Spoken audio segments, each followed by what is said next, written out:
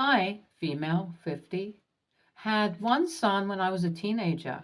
His name is Josh, male, 33, and our relationship is super complicated. I gave him up for adoption then because the father immediately skipped town and I wasn't ready to raise a child. I ended up emancipating myself from my parents for the way they treated and shamed me during my pregnancy and built a new life all by myself. Their attitudes and lack of help when I needed it most led to irreparable damage, and I have ensured that my parents can never contact me again.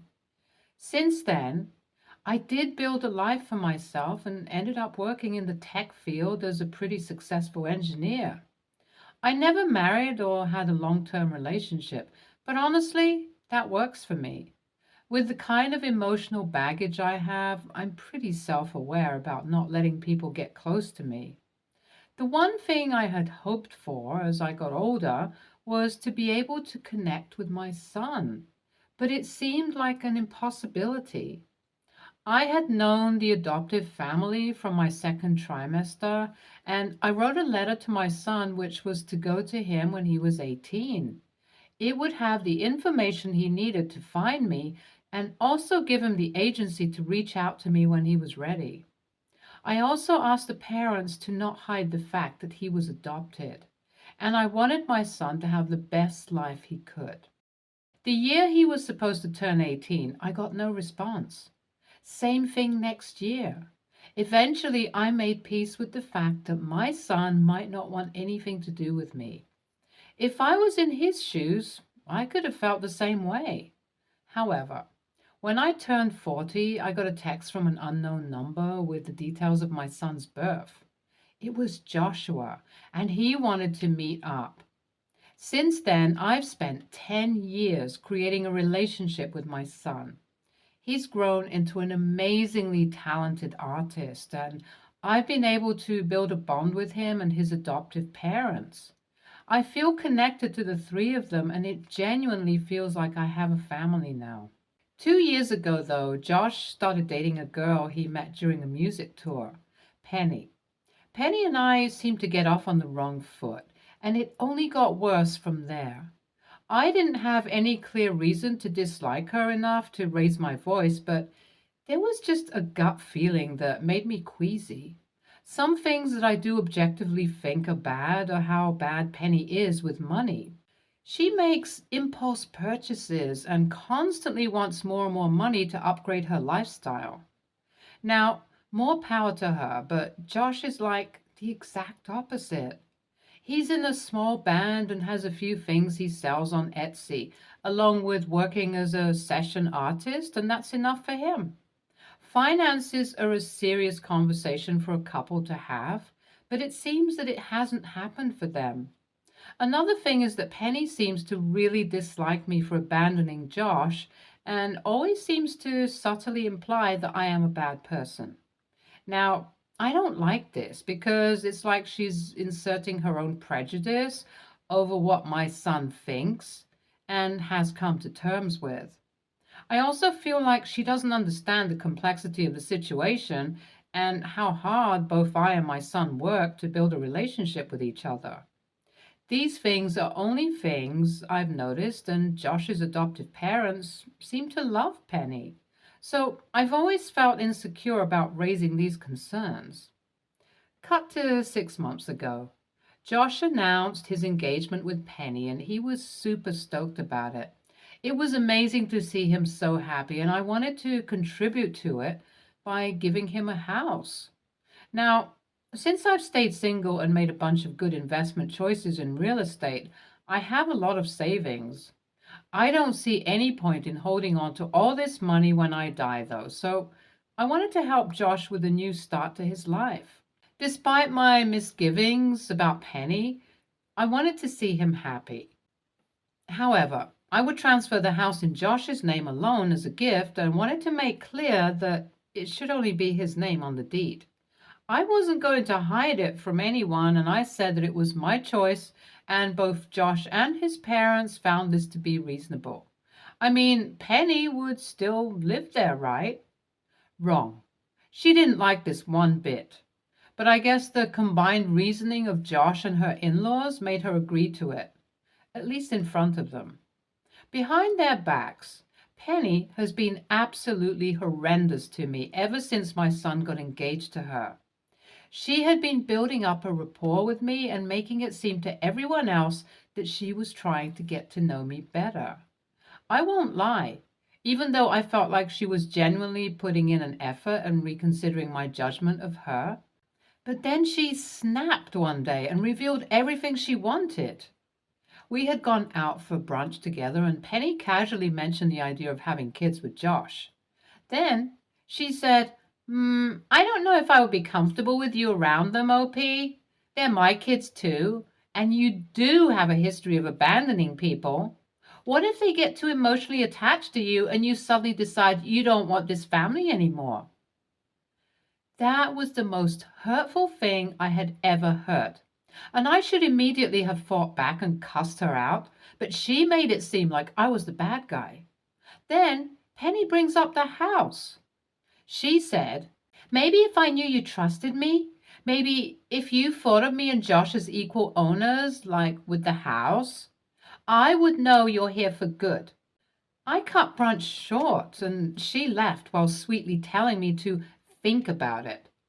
Later on, I got a long text from her repeating the things she had said and presenting it as an ultimatum. I spoke to some of my friends about it, and they think this is enough of a red flag for me to tell my son, so I did. He called me after I sent him a screenshot of the text messages and told him about everything happening. He felt hurt that I hadn't opened up to him beforehand and said he'll have a serious talk with Penny. Not long after, I had Penny call me and scream at me for lying to Josh. He asked for space and time to reconsider their relationship and was staying with his parents. I genuinely don't think I'm TA, but some of my other friends are on the fence after hearing how the conversation went at brunch. To them, it does seem like Penny was genuinely worried for her family unit and wanted to make sure I was committed to both of them. Do you guys think that was the case? Update 1. Okay, after reading through your comments, I've realized that my friends may not be the best at putting their prejudices away.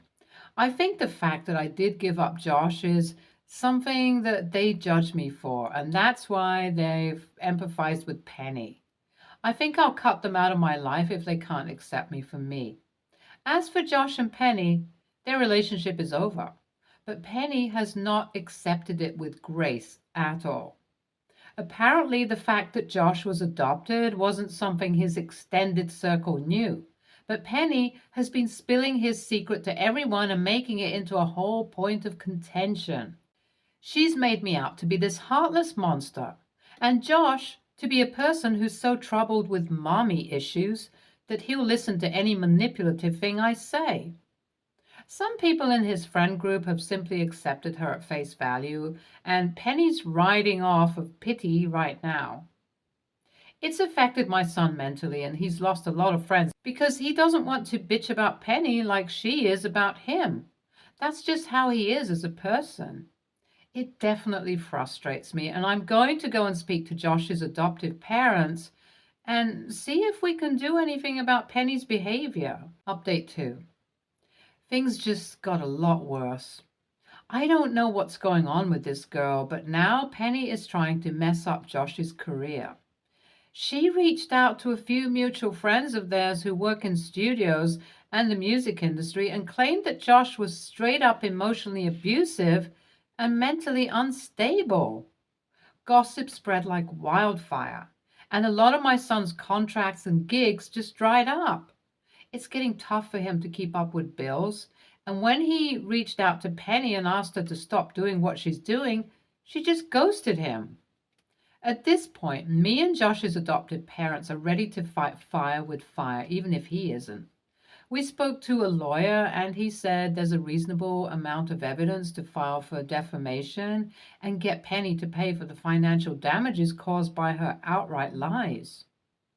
We spoke to our son about it first, and he's conceded to taking this route because Nothing else seems to be working. Update 3. After we filed a case, Penny finally broke radio silence. Surprise, surprise. She promised to publicly take back everything she said if we just dropped the case because she can't afford a lawyer and the issues that come with it. I wanted to keep hounding her, but Josh and his adopted parents are okay with that because it brings things back to normalcy for him. I accepted that and we waited for Penny to tell everyone she was in the wrong before dropping charges. I'm still giving the house to my son, and he's going to live alone and focus on himself and his career for a while now. I think this relationship has taken a toll on him, but he's taking it all in his stride and trying to get back to his old cheery self. I'm still angry at that bitch, Penny, but I need to let it go. She's never going to come near my son again. After Penny took back everything she said, most of her friends turned on her and sided with Josh.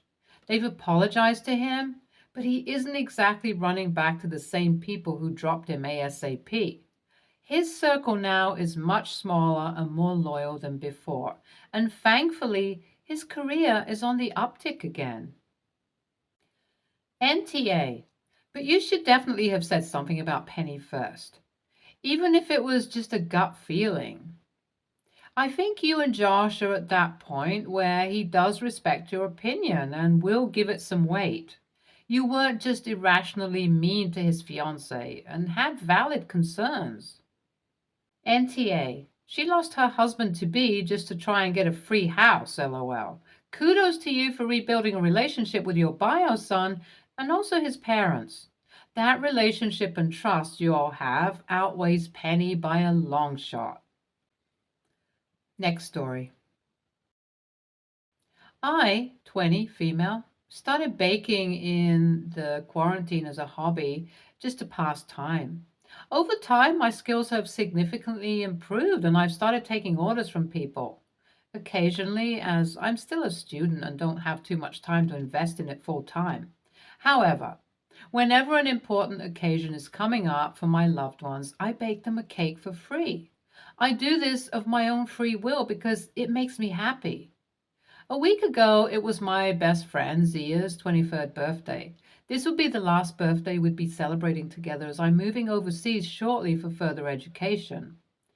So I went all out and made 2 themed cakes. One of them was a huge butterscotch and caramel cake decorated with all her favorite colors, pink and white, and very fancy decorations.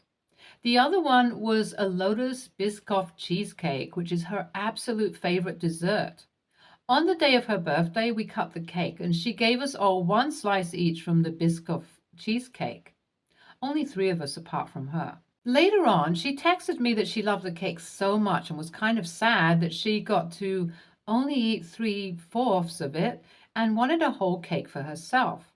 I told her I'd make it for her again someday. Yesterday was my father's birthday. I made 2 Lotus Biscoff cheesecakes for him. The only reason I made it was because I had made too many ingredients left over from the last time I made it, and because he doesn't like buttercream or whipped cream frosted cakes and prefers cheesecakes or sponge cakes to them.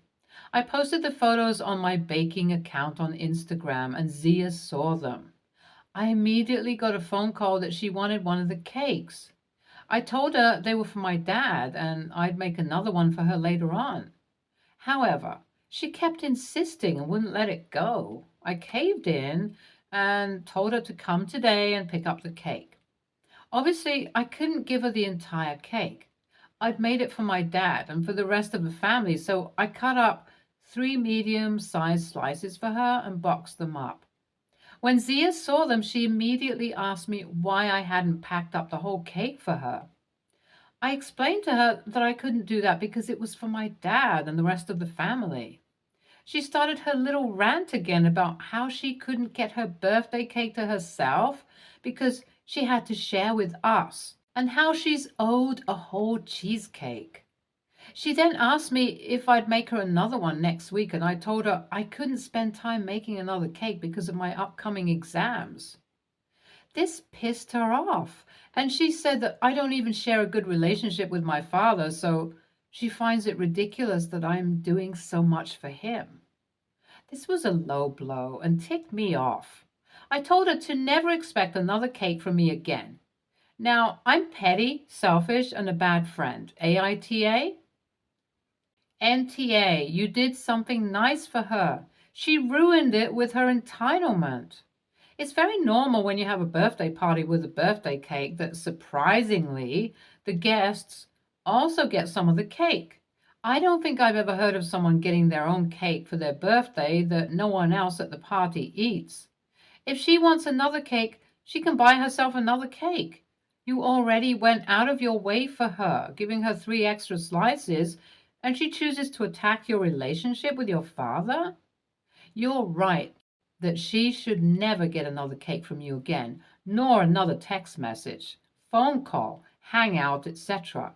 The best thing I think you can do for yourself here is let her entitlement ruin your friendship with her. NTA, I don't think I've seen anyone demand an entire birthday cake to themselves once they pass the age of, say, 3. Are you sure Zia isn't turning 3 instead of 23? Plus, just the audacity to see that you posted a photo of 2 cheesecakes and somehow demand one of them? Like, how did the thought not enter her head that maybe they weren't for her? If you'd made them for her, wouldn't you have tagged her, or however it works on social media? I'm old. Or texted her or otherwise told her that the cheesecakes were for her. And then doubling down on the audacity to critique, shit on your relationship with your father? That is none of her business either way. I'm legit mad for you. I'd want to make a Lotus Biscoff cheesecake, which I had to Google, and to be fair, they do look delicious. And I'd be like, oh, Zia, this one's for you.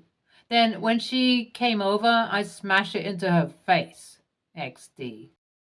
Next story. I'm 33, female. I've been friends with Charlotte, 33, female, since we were little girls. Despite being close to her and her daughter, 5, female, I don't really see her wife, Avery, 35, female, much. She doesn't get along with most of our friends with Charlotte and is a private person, which is extremely fine. Avery is a cardiologist. My mother-in-law's sister is sick, and I asked Charlotte if she could arrange an appointment for us from her wife. She called and said she had arranged it. I decided to accompany my mother-in-law and her sister to the office. It all went well, but I noticed Avery did not have her wedding ring on. During the whole visit, she did not even mention Charlotte until I said something. And everyone addressed her as doctor, while other times she insisted on Mrs. It was kind of weird to me because she always has worn it when I've seen her. Actually, the few times we were out, Avery always wore her ring and acted like it was very important to her. I don't know what was going on, but I thought as her good friend I should mention this to Charlotte. The next time I met up with her, I said I had noticed that Avery was not wearing her wedding ring at her office. She laughed and asked me what I was getting at, and I said I just wanted to mention what I had seen and I didn't mean anything. Charlotte said Avery is a very by-the-book person and never wears any jewelry in her office or at the hospital. I apologized and only said I thought it was weird that she didn't wear it and didn't mention anything about her wife despite knowing who I was. Charlotte told me she just explained and that I needed to let it go. I let it go, but she is still clearly upset. My other friends told me I should not have mentioned it and I should apologize to Charlotte. I still smell something fishy going on, but I don't know. YTA. A lot of people in the medical field don't wear their wedding rings to work. And why would she bring up her wife at your mother-in-law's appointment? It's a cardiology appointment, not a social call. None of this is remotely weird except your behavior in this situation. YTA, it's very common for a lot of people not to wear jewelry, especially rings, to work. Nothing fishy about that. Especially people who work with their hands, who don't want to get their wedding bands dirty or scratched, or people who use hand sanitizer a lot, like health workers, who don't want to ruin their rings with those chemicals. or health workers who use their hands to touch patients who don't want their rings to get caught on something. Also, the doctor was talking to a patient about her health and wanted to keep it professional, so it makes a lot of sense she didn't mention her wife, who has no connection to her patient. What did you think was going on? Do you think she was trying to come onto your mother in law's sister by not wearing her wedding ring and not talking about her wife? YTA. It's not weird for a doctor to try to keep things professional or for a doctor to not want to wear jewelry when they need to use medical equipment and focus on making sure everything is sanitary. You absolutely were implying to your friend that she should be concerned for her wife's fidelity. You admit that's what you were doing. You have nothing to support your suspicions apart from you not liking that Avery isn't more social, and you should stay out of it. Stay tuned for more stories from Argo Relationships.